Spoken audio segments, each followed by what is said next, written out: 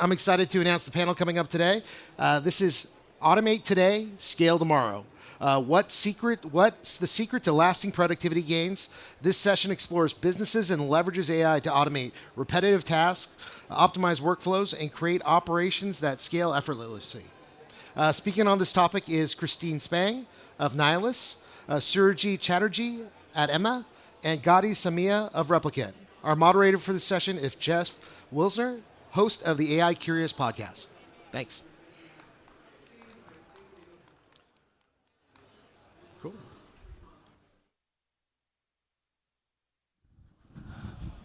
Hi. Sure. Hello, great to be here. I think this conversation is very timely on the heels of that last session. This is kind of the perfect segue. Let's start with some quick intros of what you guys are all about and what you're focused on. Christine, tell us a bit about what you're building. Hey everybody, I'm the founder and CEO of Nylas. We are a unified API platform that makes it super easy for developers to tap into the rich communications data in emails, in your calendars, and in video conferencing. So all these communication channels that businesses use to get stuff done, developers are using us to easily connect to those communication channels, to integrate it into their products, to use it to personalize AI workflows, to tailor models, to do RAG. And I'm really excited to be here and chat with you on the panel. Awesome. Surajit. Cool. I'm Surajit Chatterjee. I'm CEO and founder of Emma, Enterprise Mission Assistant. We are a universal AI platform. We are basically a horizontal platform that allows our customers to build any AI employee, which are basically complex agentic workflows that can help automate anything in the enterprise. Today, we have many AI employees working in roles in customer support, sales and marketing automation, in HR automation in many Fortune 500 companies. We are based in Silicon Valley, funded by Accel. And Gadi. Hey, morning everyone. I'm Gadi Samia, CEO and co-founder of Replicant. We have been automating customer service contacts, which is a generic name for calls, chats, SMS, everything else, since 2018, or 2019, since way before it was cool to do anything with AI. So been a journey for a while. We automate high volume customer service calls for customers like Fanatics, many of the AAAs in the country. If you get stuck in the middle of the road, you're going to interact with us when you try to get a tow truck. Horn America, so large cruise ships, and etc. Thank you, and my name is Jeff Wilser. I'm the host of the podcast AI Curious, where we cover a wide range of how AI impacts the world, from Hollywood to neuroscience to drug discovery. So one thing I'm so excited you guys are here to discuss is bridging the very abstract to the concrete. I think we've all heard so much about how AI could be kind of hypey ways or in fear ways, how AI will change everything to automation. You guys are actually doing it. You're on the front lines. So I'd love to start with kind of a state of play of what are the most kind of common chunks of operations that we're seeing where automation is actually happening. Surajit, what are you saying? Yeah. I think what we have seen, a lot of traction, it's probably kind of obvious today, customer support. There's a lot of stuff in customer support that do not require humans anymore. And not just deflecting, not just chatbot, like even resolving tickets. We actually work with fintech companies, healthcare companies, very complex tickets that require turning knobs, writing into databases, pulling application data, writing into applications. All that is possible now or going to be possible very, very soon. I also see a lot of opportunities in sales, automation making sales teams more efficient. We have products that are helping sales teams write proposals automatically, getting intelligence about their customers, and so on, preparing for sales meetings.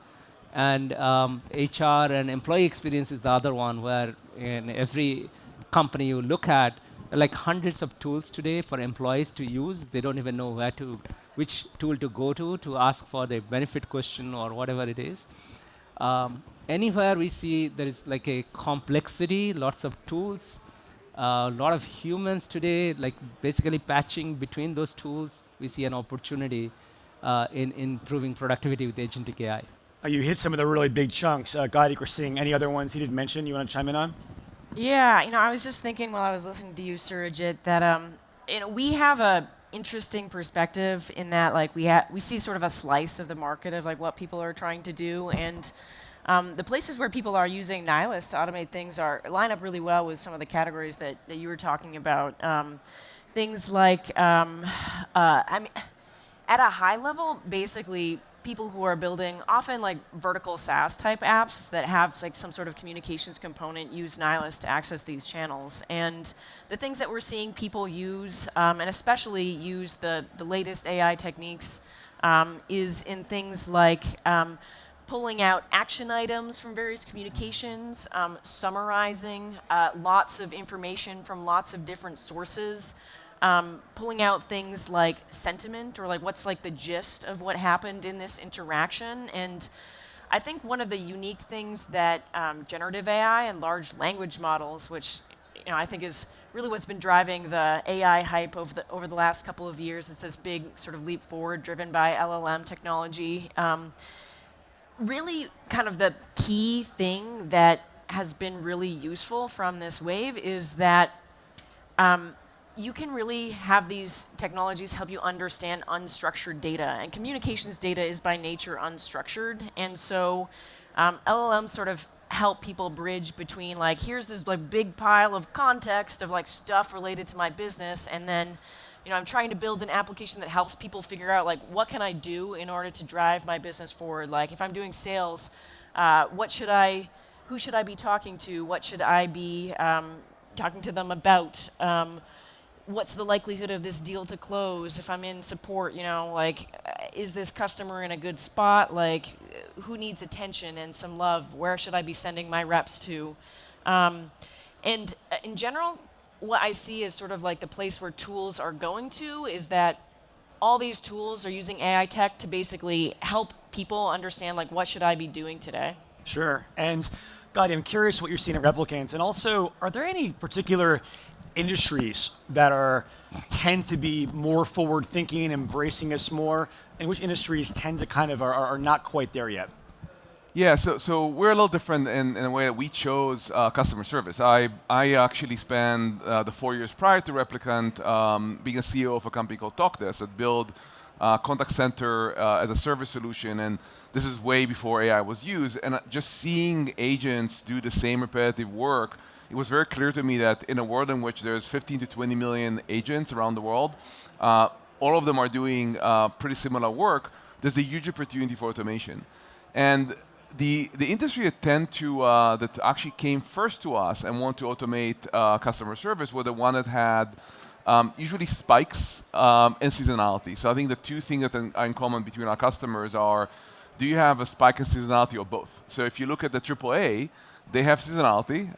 Cars get broken more in the winter, and they have spikes. A storm day will create a spike, and it did not allow for human agents to even be on the phone and provide a service in the same way that you can maybe surge with Ubers.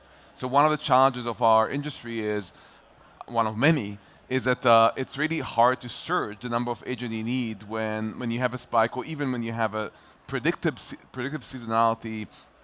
And these are the first customers that came in. I think the evolution we see in the technology is that if 5 years ago, when we had our first customers in 2020, it was a stopgap. So for the seasonal spiky customers, DoorDash was actually a great example. What's the spike for DoorDash? Lunch and dinner. So at the beginning, we acted as this line of defense that will statistically handle 20-30% of the calls, but most will still go to an agent. But now over time, we start seeing how AI can do a better job than an agent. There are, not every task, there are tasks where agents are doing a better job than humans, especially when you need to connect. But you start seeing this emergence of two workforces in a business, and if you're smart about giving the right task to AI and the right task to humans, you get this blended workforce that actually work in synchronicity and is able to solve issues better. So again, if you ask about the industry, you see travel, you see transportation, again, because of the spikiness. You see even companies, we have a lot of healthcare companies, their spikes are around open enrollment that tend to be in the beginning of the year. And for them, it's the ability to actually serve their customers for the first time without the long wait. And again, we are merging now to, it actually might be much better for the customers too. It's not only kill your whole time, maybe this is a 2020 message. Today's, there's actually task AI will do much better and will free up your humans to do something else. So I love the word you use there of stopgap. And that kind of brings me to my next kind of area I want to explore, that the title of the session is Automate Today, Scale Tomorrow. And to one extent, I think some of the use cases we discussed are how do we use AI to keep our current operations running with maybe less friction or less cost and let human beings do kind of more fun, more nourishing, more fulfilling stuff. But let's talk about scaling, of how on top of letting your company do what you've been doing, but doing it smoother and cheaper, what are ways, and more kind of concretely, that if we automate right, we can actually scale? Christine, talk a bit about, from your perspective, give me an example or two of how a company can, cool, if we automate this process, we can now get to 2x, 5x, 10x. Yeah, and I think when people are thinking about this like scaling piece, the first thing that you really need to keep in mind is that when it comes to AI, everybody thinks they're going to be like spending all their time, doing cutting edge algorithms or something like that. But really, at the end of the day, it's all about the data. It's about pulling in data, keeping that data up to date, having that data be clean, and then like what's your sort of like feedback cycle generally around what good output looks like, and then like how you're actually sort of tweaking and fine tuning your whole system to actually get that output be something that's good. And it's really fuzzy. We're like used to programming being this thing where like you have deterministic inputs and deterministic outputs, and with AI and models, it's not the world that you're working in. And so I think sort of the operational complexity really lies around how you're managing data, how you're sort of storing that, how you're having sort of a feedback loop to production, how you're doing evals on like what's good and what's not good, and then I think that you have to have people with sort of the right product mindset of like constantly figuring out how do we make the data better in order to get great results for your customers, because it is something that's really fuzzy. In terms of like examples, I think that like one example, and maybe Guy, you can probably talk a lot more about this. Jump in here from the customer perspective. Yeah, I was just about to talk about customer support. Yeah, there's a couple of points here. One is that actually going to take you somewhere else and then give you an example. When I think of scale, I also think of AI need to be also good software. And AI is not only, we have OpenAI now, we create a wrapper around it, and we put it on the phone, and let's see what works. In order to scale, you need to build a whole software around it. So if you know what our engineers are work on, a lot of it is like the most boring things in the world. We run our own telephony system on FreeSwitch. Like this is the most old school thing. We have this 40, 50 years old telephony engineers that know how to build it, because we know that if the phones are down, we cannot, the best AI in the world, we cannot provide service. So the first thing I'll say about scale is think about if you start putting AI on mission critical tasks, and customer service is a mission critical task, you need to make sure the infrastructure you built can support a mission critical task like this. Because imagine what happened when you're, say, Fanatics, it's Black Friday, you get 30,000 calls a day, and your AI is not, or in this case, Replica, is not working for a full hour. How do you dequeue an hour worth of calls with human agents? It's just not going to work. It's going to be this is going to make the news. So someone's getting fired. Knowing the CEO there, multiple people are going to get fired. And so what we try to do is try to build the infrastructures you can scale, and then do it in a way, and I think the other thing that requires for scale is reporting. So again, give you the example in this case I'll use is I'll just chime into the Fanatics one. They could not have run through their Black Friday without adding a couple hundred agents that will just hire for this season, for a couple of months. So they have to hire them for a couple of months, train them, and as their CEO once said, the worst agents are the ones that deal with my best customers, because who buys the most around the end of the year? The people who love fanatics and buy gifts for everybody in their family, and who they thought was on the phone? The agent was hired 3 weeks ago. So to me, the scale is like building infrastructure, but also build in a way that you can run it at scale and report back on your outcome. That's maybe the other part of it is. AI is for many people a black box. Like how did it even happen? We pay a lot of attention for reporting, so you know which outcomes you get, and there's no argument over that. Surjit, where would you say people should even start? I'm guessing a lot of folks here in this audience and watching on a stream are curious about this. They get the sense of, okay, yeah, this is smart. My company can benefit from this. I think there's a lot, I know from surveys, there's data that shows a lot of companies, they're intrigued, but they don't really know the nuts and bolts of how to even begin. What's the kind of the most common and effective on-ramp for folks? Yeah. So what we usually do with a large customer like a Fortune 500, we're working with customers like Hitachi or something, right? We will go and kind of understand their process flows, different process flows, and try to deconstruct them and reconstruct them with agentic AI. Where to start? Going back to what Christine said, wherever there is a lot of unstructured data and a lot of humans processing those unstructured data, right? Because it's unstructured, previous generation of automation didn't really work, like RPAs, et cetera, failed. I think that's the first place to strike. Of course, customer support is a prime example, because there is a lot of unstructured data in customer support areas, right? I think we have seen a lot of success in like even generation of documents or reports based on pivoted to customers' internal data. Like we have large customers, one of the largest consulting firms in the world, using us for responding to or writing responses to RFPs, which are 300, 400-page documents, very complex, pivoted on their data. But I think the idea is usually what happens is there's so much to do. There's this sense that, okay, agentic AI or generative AI will solve everything. And customers spend a lot of time just thinking than doing. My recommendation is find 1 or 2 or 3 use cases, get started somewhere where you can also measure ROI clearly. That's the other thing. Yeah. Sometimes they will do something where, but I don't know what the impact was. That's a great point, that you don't need to have a full AI solution for every single vertical of your company. You can start with something specific and just go there.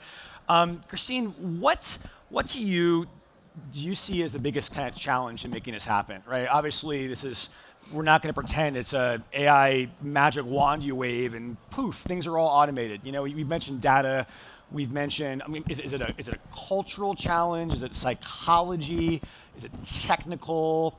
What have you seen as kind of the biggest barriers to overcome to making automation a success? Mm-hmm.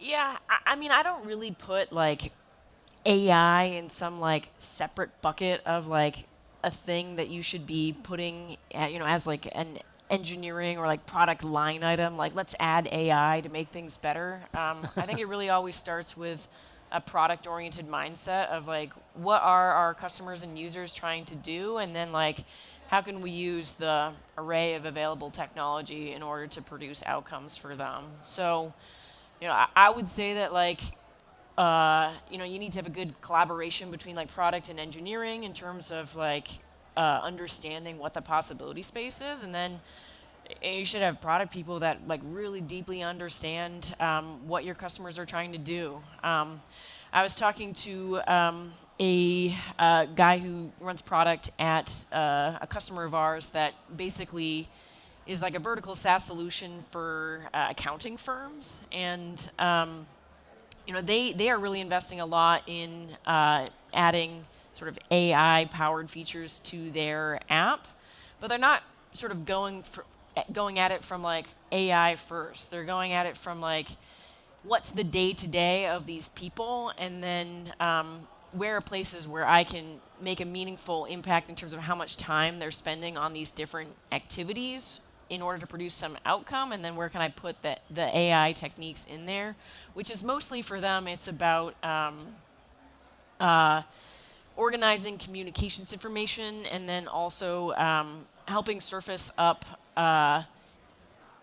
stuff from all of the docs that people have like lying around. It's a lot of document management, and then like even automating sort of like the different pieces of the workflow like in your UI. And so like AI is maybe like one piece of this like 10-step workflow. And like Gotti mentioned, like you still have to have good software, and that applies to I think the design side as well of like what are these people trying to get done, and think about all the steps and then slot in sort of LLM-based technology where appropriate. But I think that's the ideal scenario. What I see is that if you look at this tech revolution compared to, say, mobile and internet, there's two big differences. One is that when you came to and I'm old enough to remember both, if you came to a CIO in 2002 and said, hey, internet, said, oh, I need to move my website to the internet, I need to be out there, sell online, mobile, so I need to put my workforce on mobile, I need to maybe build an app.